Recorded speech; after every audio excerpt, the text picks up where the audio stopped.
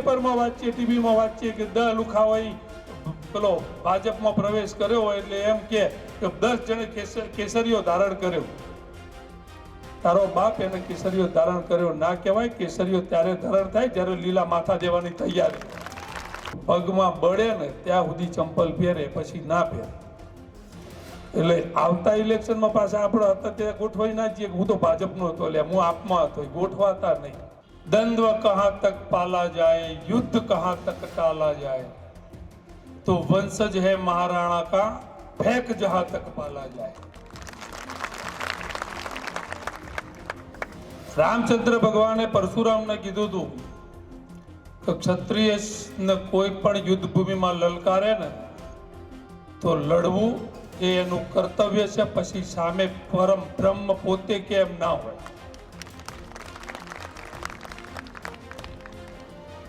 ગૌ, દીકરી અને બ્રાહ્મણ આ ત્રણને બાદ કરતા ક્ષત્રિય સમાજને કોઈ યુદ્ધ ભૂમિમાં પડકાર્યા હોય ને કોઈએ પાછું પગલું ભર્યું હોય ને એવો આખા ઇતિહાસમાં એક દાખલો નથી.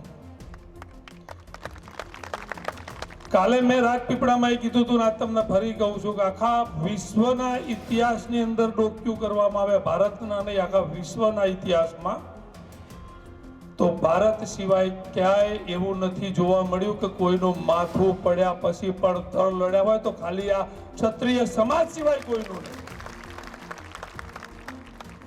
એક બે નહીં એવા હજારો દાખલા ભારતની અંદર મોજૂદ છે કે પોતાના માથા આપ્યા પછી આ ભૂમિ માટે આ લડતા આવ્યા. આટલા બધા આંદોલનમાં કદાચ પહેલું આંદોલન ક્ષત્રિય સમાજે આ 70 વર્ષમાં જોવા મળ્યું, ક્ષત્રિય સમાજનું આંદોલન. અને એ પણ આટલું બધું ડિસિપ્લિનમાં. આ એક અજાયબી આખા વિશ્વને એક સંદેશો આપ્યો કે ક્ષત્રિય પોતે સંયમી પણ હોય છે. બાકી જ્યારે 4 લાખ દરબારો ભેગા થવાના હોય ને ભાઈ, એટલે સરકારને નહીં આખા ગુજરાતને ચિંતા હોય કે આ ભડકે ના બળીએ તો સારું છે. કારણ કે આ જનોની પ્રજાએ પણ આટલા સંયમમાં રહી અને ટીટોડીના ઈંડાને નુકસાન ના થવા દેતી હોય, આ આખા વિશ્વની પહેલી ઘટના છે. પરંતુ એ કહેવત છે કે સીધા માણસને આગળી નહીં કરવાની. સીધા માણસને જો વારંવાર આગળી કરવા આવે, જે દિવસે સીધો માણસ વાંકી કરી નાખે ને આગળી, એ દિવસે એ બ્રહ્માને મુઠ્ઠીઓ વળાવે. આ તાકાત સીધા માણસની સીધાઈમાં હોય છે. આજે આ ક્ષત્રિય સમાજ જે સંયમમાં છે એને તોડવા ઉપર જો કોઈ મજબૂર કરશે તો રાષ્ટ્ર પ્રેમી આ પ્રજા છે, એટલે આજે પણ રાષ્ટ્રનું ધ્યાન રાખી અને પોતાનો હક માગી રહી છે, પોતાના સન્માન માગી રહી છે. પોતાની અસ્મિતા ઉપર ઘા થયા પછી જો આ સમાજ આટલો સંયમ રાખતો હોય ને તો આ વિશ્વમાં પહેલો છેલ્લો કદાચ આ દાખલો હશે કે આટલા બધા ઘા પછી આટલા સંયમમાં સમાજ છે. બાકી જે બીજાની દીકરી હાટું થઈને, એક તેતર હાટું થઈને 140 ઓડા પરમારો જો શહીદી વરી લેતા હોય કે વીરગતિ પ્રાપ્ત કરતા હોય તો આ તો બેન દીકરી, એમની બેન દીકરીના અસ્મિતા ઉપરની વાત છે. પહેલી વાર આટલા વર્ષની અથાગ મહેનત પછી આ સંયમિત સમાજને સંગઠિત જોયા પછી એવું લાગ્યું કે ક્યાંક ના ક્યાંક મારું કામ બીજાઓએ કરી નાખ્યું. હું તો ઘણું મથ્યો, નતો થતો ભેગો, પણ એક નિવેદને આખા સમાજને ભેગો કર્યો. એટલે એકવાર હું તો એમને થેન્ક યુ કહું છું કે તમારા લીધે આખો ક્ષત્રિય સમાજ, આખા ભારતનો ક્ષત્રિય સમાજને તમે જાગૃત કર્યો છે. અને આજ તમને કહેતો જઉં છું તો કાલે ચૂંટણીનું પરિણામ જે આવે, જીત તમારી જ છે. કારણ કે તમે જે એકતા બતાવી છે, જો આ એકતા ટકી જશે તો આવનારા દિવસમાં, જે હું હંમેશા વિડીયોમાં કહેતો આવ્યો છું કે ભારતની ભૂમિમાં હિન્દુત્વ ટકાવવું હોય તો આ સમાજને એકત્રિત થવું જરૂરી હતું. આજે જ હું ખુશ છું.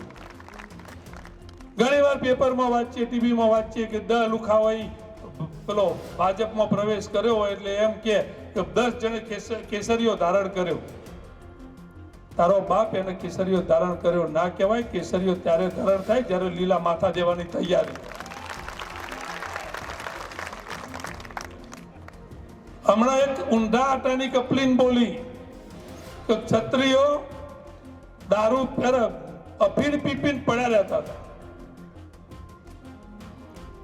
અલા એ કપલી, તને ખબર છે કે ક્ષત્રિયોએ અફીણ કેમ સ્વીકારેલું છે? તો જ્યારે સામે 20-25 હજાર સૈનિકોની ફોજ ઉભી હોય ને આ બાજુ ખાલી 1000-1200 ક્ષત્રિયો હોય ને, એ દી કેસરો સાફા બોધી અને પોતાના લીલા માથા જ્યારે આ ભૂમિ માટે આપવા જતા હતા ને, તારી એ આ છેલ્લો કહુંબો લેતા હતા, કારણ કે એમને કેસરિયા કરવાના હતા. પણ કહેવત નહીં કે જે ગામમાં સરપંચ ડોબો હોય ને એ ગામની પ્રગતિ ના થાય. આપણે ઇતિહાસને જે ભૂસી નાખવામાં આવ્યો 15 વર્ષના આઝાદી પછીના શાસનમાં જે મંત્રીઓ રહ્યા, શિક્ષણ મંત્રીઓ, એમને ક્ષત્રિયોને નાના કરવા માટે થઈને ક્ષત્રિય સમાજનો ઇતિહાસ ભૂસી નાખ્યો અને એમનો ઇતિહાસ એમને મોટો કરી નાખ્યો. કદાચ એનું પરિણામ આજ હિન્દુસ્તાન ભોગવી રહ્યો છે. બાકી આપણે સૌથી વધુ વિસરાતો કોઈ જો સમાજ હોય તો બે સમાજ. દરબાર થવું બધાને ગમે છે, પણ આ દરબાર કોઈને ગમતા નહીં. આ તમે સ્વીકારો કે ના સ્વીકારો, આ વાસ્તવિકતા છે. અને આ દરબાર સમાજનો એક મજબૂત સ્તંભ એટલે આદિવાસી સમાજ હતો. પછી પુંજા ભીલ હોય કે વેગડાજી ભીલ હોય, ક્યારેય ક્ષત્રિયોને એકલા એમને નહોતા મૂક્યા. આજે એ આદિવાસી સમાજને મારે વાત કરવો છે કે તમારા બાપ દાદાનું ફરજ તમે આજે આ સમાજને સાથ આપીને પૂરું કરો. એક ટકોર તમને કરતો જાઉં છું કે તમારો એક નાનો ભાઈ એક સમાજ લઈને બેઠેલો છે, ઠાકોર સમાજ. પોતાના ક્ષત્રિયોની વ્યાખ્યામાં ગણે છે. ખાલી મોટા ભાઈ થઈ અને એક વાર તમે એને ખાલી દોડવાનું કહો ને તો તમારું બધું કામે પૂરું કરી દે એમ. પણ એને એક વાર તો તમારા નાના ભાઈ તરીકે બાજુ બિહારી જુઓ. કારણ કે ગુજરાતનો સૌથી વધુ મજબૂત એકતા ધરાવતો સમાજ ક્ષત્રિયમાં વ્યાખ્યામાં આવતો હોય ને તો એ ઠાકોર સમાજ છે. તો ઠાકોર સમાજને તમારે ખાલી નાના ભાઈ તરીકે બાજુ બિહારવાનો છે. અને હું તમને ગેરંટી મારી આલું કે જે દિવસ ઠાકોર સમાજ તમારી પાછળ મજબૂત થઈને ઊભો રહી ગયો ને, એ દિવસે આખા ગુજરાતનું નહીં, આખા ભારતનું અંદર એક એવો દાખલો બેસશે કે એક સમાજ હતો કે જેને આખી સત્તાના તખ્તા પલટી નાખ્યા.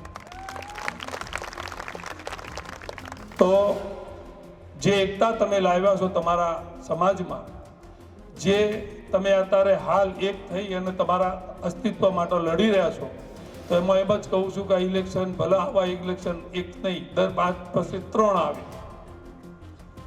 લોકસભા છે, મત વિસ્તાર મોટો છે, તાકાત બતાવવાની. વિધાનસભામાં ક્યાં જશે એ તો બદલી શકીશું ને આપણે, પણ ભૂલતા નહીં. કારણ કે આપણા ભારતીયોને એક જ તકલીફ છે કે પગમાં બળે ને ત્યાં સુધી ચંપલ પહેરે, પછી ના પહેરે. એટલે આવતા ઇલેક્શનમાં પાછા આપણે હતા ત્યારે ગોઠવાઈ ના જઈએ. હું તો ભાજપનો હતો, એટલે હું આપમાં હતો, ગોઠવાતા નહીં.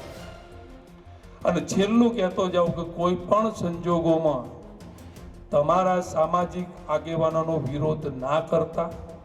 કદાચ એમની વિચારધારા તમને મંજૂર ના હોય તો મૌન રહી અને સાઈડ કરજો અથવા સાઈડ થઈ જજો, પરંતુ આગેવાનોનો વિરોધ ના કરતા. કારણ કે આ જ આગેવાનો તમને તમારી મંજિલ સુધી લઈ જશે અને આ જ આગેવાનો જરૂર પડશે ને તો તમારા માટે દોડશી, અને જો તમે વિરોધ કર્યો તો તમને લઈને ડૂબશી. જય ભવાની.